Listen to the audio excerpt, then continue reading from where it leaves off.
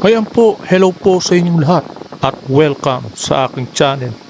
At heto po kahapon ay pumutok ang balita na talaga namang iniyakan ng mga dilawan at iniyakan. Siyempre maraming umiyak sa social media at siyempre nalungkot. Number one na malungkot dito yung mga aso ni Tambaloslos. At siyempre isa na rin dito si Tamba na malulungkot. Pero welcome po muna sa aking channel. Eto at muling nagbabalik ang inyong lingkod, Bats Press TV. Ako po isa sa masaya kung bakit kamo dahil na-dismiss ng Supreme Court ang impeachment laban kay Inday Sara. Eto, yan. Pero dahil nga sa nangyari, syempre kailangan ang mga kaalyado at mga aso ni Tamba ay dapat sundin ang rules ng Supreme Court dahil sila lang po ang talagang mas may alam diyan at mas may nakaka-expert pagdating sa ganyan, pagdating sa mga constitution at batas, di ba? At heto po at nakahanap naman po. Kumbaga, itong mga mainstream media hindi nila ikinatuwa. Siyempre, hindi matutuwa yung mga yan. Di ba? At nakahanap po sila ng kakampi. At ito po, at merong headline sila na binalita nila na ito, mababasa po natin sa taas. Senate may proceed with VP Sara impeach trial despite SC ruling. Na sinasabi raw na talagang pwede pa raw ipagpatuloy ang impeachment ng Senado diyan sa impeachment trial. Pero para sa akin, isang kalokohan pong pinagsasabi kung sino man po na ang binabalita ng GMA. Ito na naman po. Talagang nakakaloka po. Grabe. At ito po, at meron silang statement o kaya ito yung mga sinasabing natin na sa loob ng article nila o mga balita nilang yan. Ayan po, constitutional law expert Attorney Domingo Egon Cayosa. Pero para sa akin, hindi ko kilala itong Egon Cayosa na to eh. Pero nakahanap po ng kakampi ang GMA mainstream media. Said Saturday, the Senate may opt to proceed with the trial of Vice President Sara Duterte even though the Supreme Court ruled that the articles of impeachment against her violated the Constitution. Yan na nga po ang sinasabi ko. Masyadong marami nagmamarunong na kapag ka ang isang attorney, kahit gaano man katalino, kapag siya ay bias at nakulayan na kasing kulay siya ng mga dilaw at pink o kulay siya ng pink at dilaw, wala na pong kumbaga walang sarado ang utak di ba? Kahit na gaano siya kagaling ay nagiging 80-80, nagiging bobs na talaga siya. Kagaya nito, etong Egon Cayosa, di ba? Sinabi ng pinakataas-taas na Supreme Court may na-violate sila.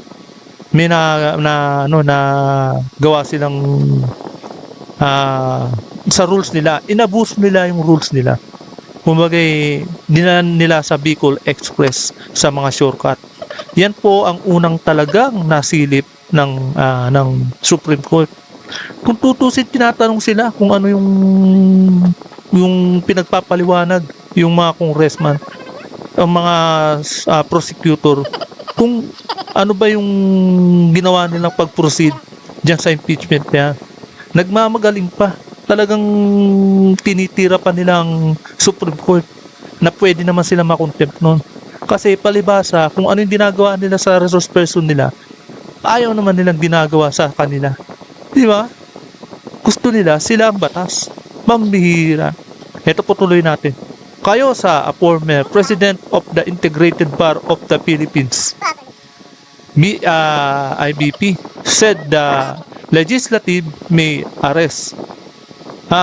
assert its exclusive power with regards to impeachment matters.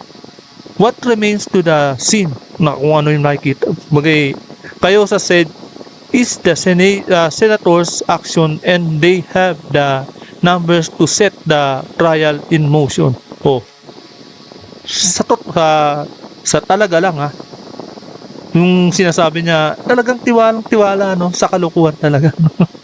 Ang lakas ng tiwala sa sarili nitong tao to na talagang matutuloy daw sa Senado. Eh, yung sinasabing numbers, eh mamaya pagka pinagbotohan yan, laglag yan, sigurado. Kumbaga, madidismiss din sa Senado yan. Pagbobotohan na, i-dismiss.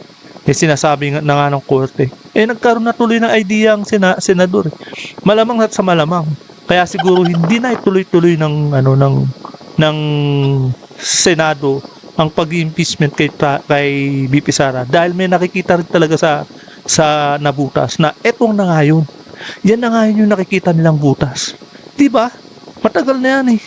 Yan na yung nakikita nila kung bakit na-delay at hindi nila ma-proceed na forthwith na ipinaglalaban ng Kongreso. Eto naman kasing Kongreso na to, palibasa, alam din nila yan. Alam na nila na may sayad yung pag-proceed nila.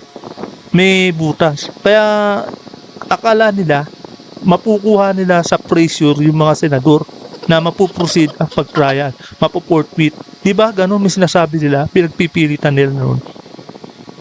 Na palibasa, ayaw nilang makarating sa Supreme Court. Yan siguro yung iniiwasan nila. Kaya gusto nilang may proceed na, maumpisa na dyan sa Senado. Napaka, talaga, no? Yung mga crocodile dan, talagang agresibo. Talagang gustong-gusto na talagang abusado. Ganun nga, di ba? Ito. It is now for the legislative branch of government to defer to the ruling of o kaya if they have political will and numbers, maaari nilang ituloy sapagkat malino naman sa Constitution pagdating sa impeachment, that is the sole power of the legislative branch. Kayo sa safe. Yun nga yung mga Senado, maano rin naman, sumusunod sa rules nila. Kung kayo, may rules kayo dyan sa Kongreso, may rules din dito sa Senado na pwede naman talagang ipinagbabasihan naman nila na pwede na din mo, di ba? Ano rules nila? Niremand nila, di ba? Kasi may nakikita nga silang butas. Ngayon nagsalita ng impeachment court. Yung expected ng Senado ay nakuha sa impeachment court na iisa lang ang naging expected nila. Ang naging expected nila ay naging expected din ng Supreme Court. Kaya nagkakatugma rin eh. Ito lang talaga ang Kongreso na ayaw talaga magpasakop dahil nga atat sila na mawala si Inday Sara sa posisyon. Gusto nila sila masolo nila na iisang tao lang ang may gusto. Na gusto niya, na ambisyon niya ay maging presidente na walang iba kundi si Tambaloslos. Yan lang talaga. Ang pambihira naman ng mga politiko na to. Iisang tao may kinabang, pagbibigyan nyo. Kung ako ang Senado, bakit pagbibigyan niya? Ikaw ang makikinabang dyan na wala ka namang kalam-alam at kumbagay puro mga pag-aabusong pinaggagawa, pagaya ng GAA. Bakit kakampihan? May mga sayad din talaga yung mga ibang Senado no? Kinakampihan talaga nila si Tambaloslos. Diba? Ano sa palagay ninyo? Dapat yung mga senador na yan, wag na nilang kampihan si Tambaloslos. Ang focus lang nila yung tama, kung sinong tama. Ang focus nila na dapat nasa konstitusyon, nasa tamang batas. Hindi yung kakampi ka sa isang Tambaloslos na gumagawa ng kalukuhan. Diba? Kaya lumulubog ang Pilipinas dahil sa GAA, sa ginawa niyang kalukuhan niya. Diba? Silang may hawak ng pera. Ngayon sila nasusunod. Kung ako sa mga senador, hindi na sila luluhod dyan. At hindi na sila magpapakaaso dyan sa Tambaloslos na yan. Yan, ito po, no? It is now for the legislative branch of government to defer to the ruling of they have the political will and numbers Kumbaga tiwalang-tiwala pa yung tao na to na sinasabing expert na may numbers daw at mananalo pa sa Senado na kumbaga may tiwala pa sa sarili na magigilty si Inday Sara. Samantalang diyan sa Senado, ang daming kaalyado ni Inday Sara. Pero sa bagay, ang gusto lang talaga mangyari ng mga dilawan na to mapahiya at malantad sa tao ang kahihiyan na gusto nilang ipahiya si Inday Sara. Ganun lang talaga ang gusto nilang mangyari. Talagang gustong-gusto nila na malantad at ipahiya si Inday Sara sa buong sambayanan. Dahil itong impeachment na to ay mapapanood sa ibang bansa, di ba? Puros kalukuhan lang ang pinaggagawa ng mga kongreso na to. Grabe, di ba? At eto, 1413-0, the Supreme Court deemed that the articles of impeachment against Duterte are barred by the one-year rule. The High Court also found that the articles violated of the right due process. Oh, di ba? Yan ang number one na na violation nila. Yung tatlong impeachment article na ipinasa sa Kongreso, dinelay nila. Kumbaga pinatay nila di ba? Pinatay daw, kumbaga Anong ibinigay nila nirepair nila sa Senado? Yung pang-apat. Yun na nga, bear by the one-year rule. Doon sila sumablay at doon sila na-violate.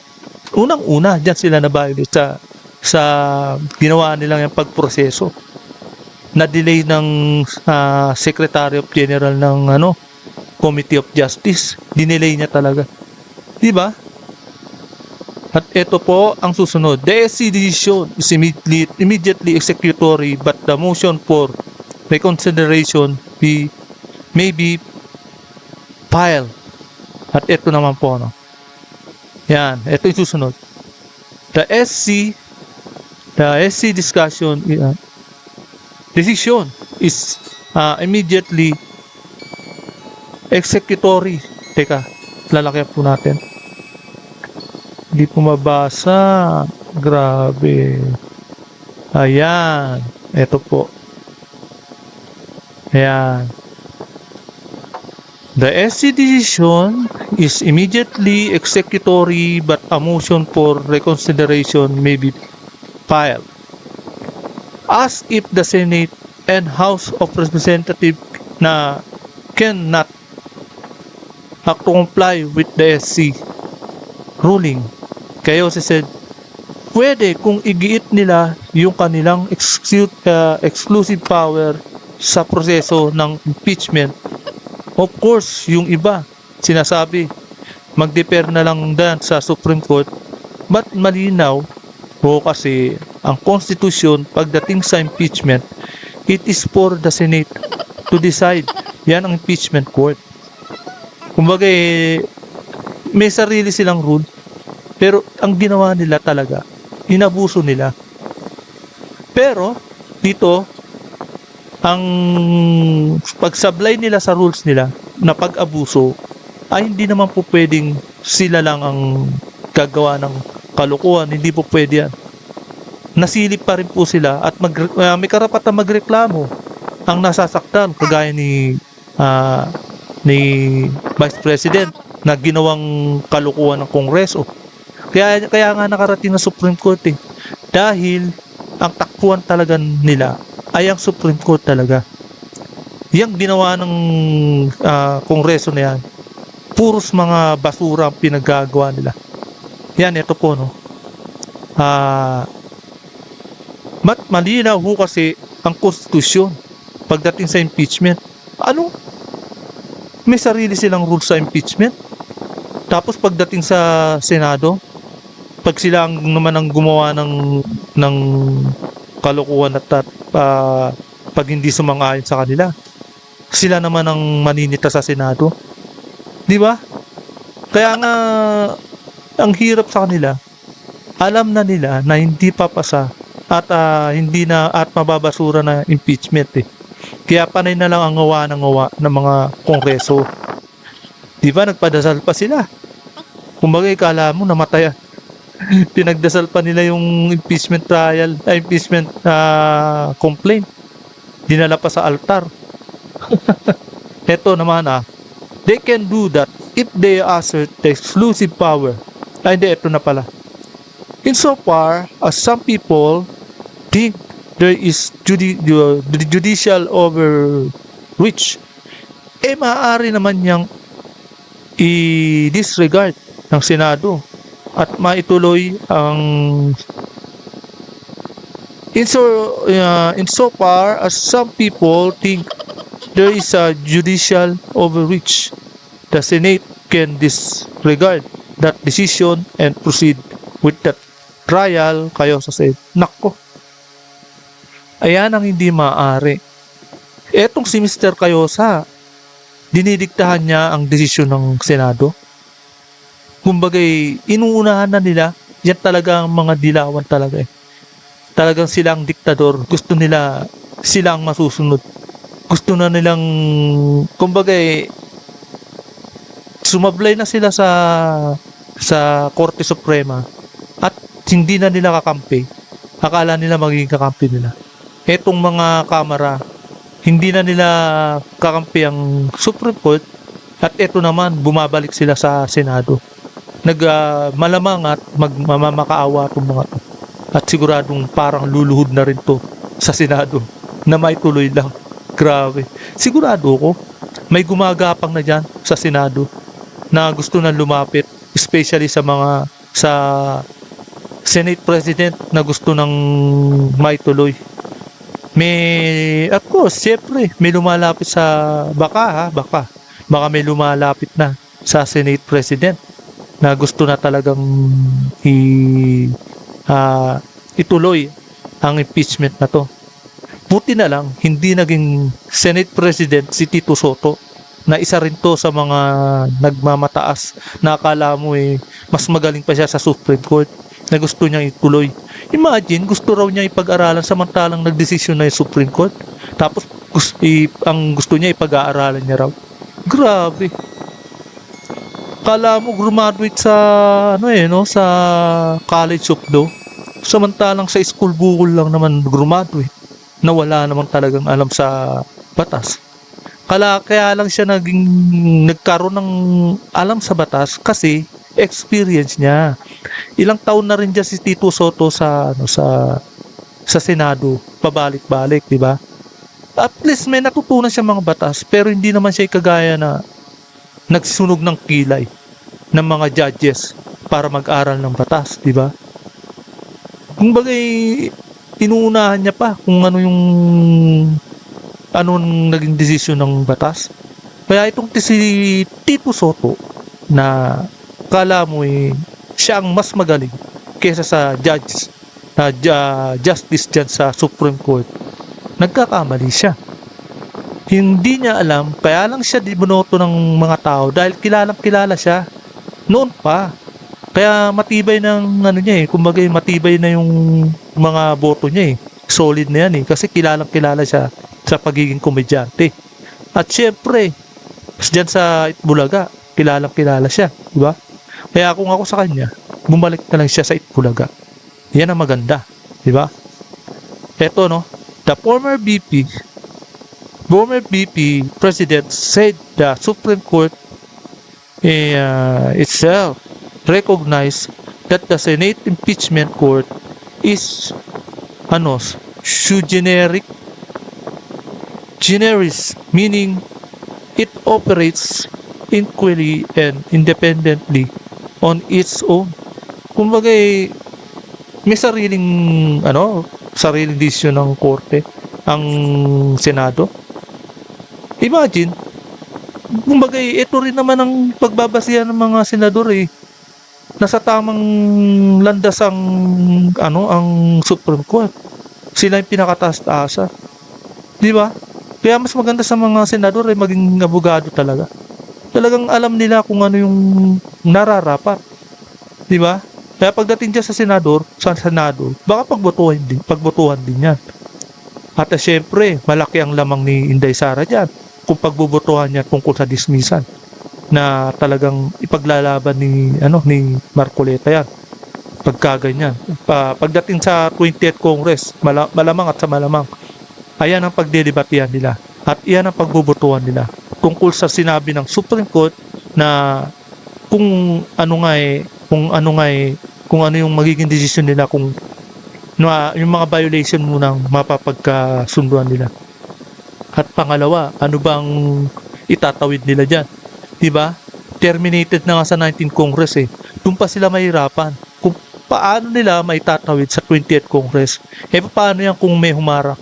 Isang unang-una talagang meron ng talagang magdi-disagree dyan eh, na magkukonvince sila sa 20th Congress. Haharangin na yan eh. Bakit? Unang-una putol na yan eh. Nakat na yan. Ano bang magiging papel nila sa bagong 20th Congress, mga bagong senador?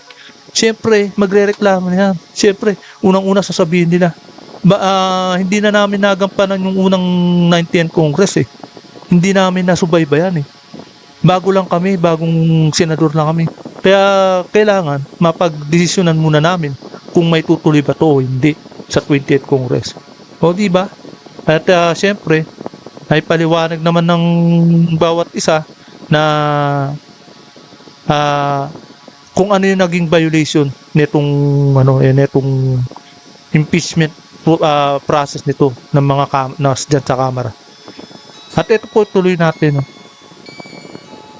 They have all the leeway. So, maaari ko na lang gawin yun at maintindihan natin.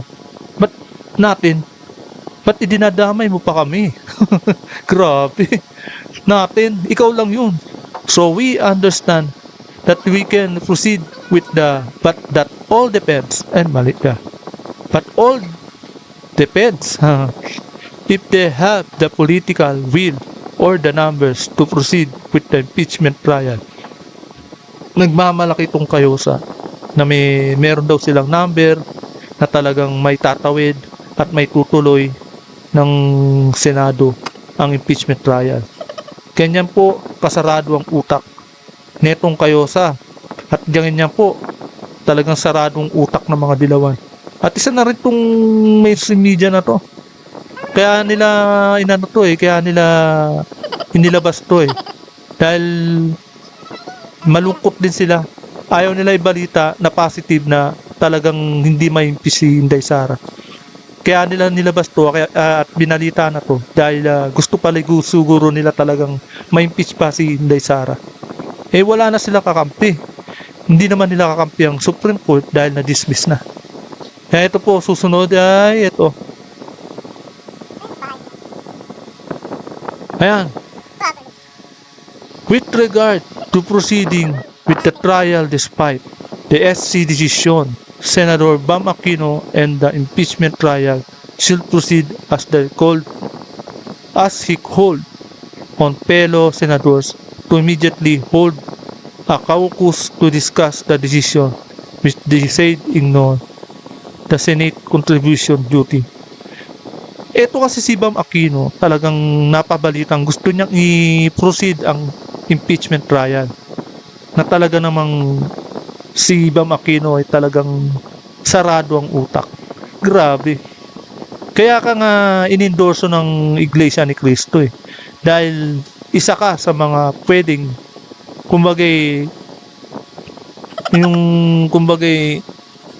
isa ka sa hindi dapat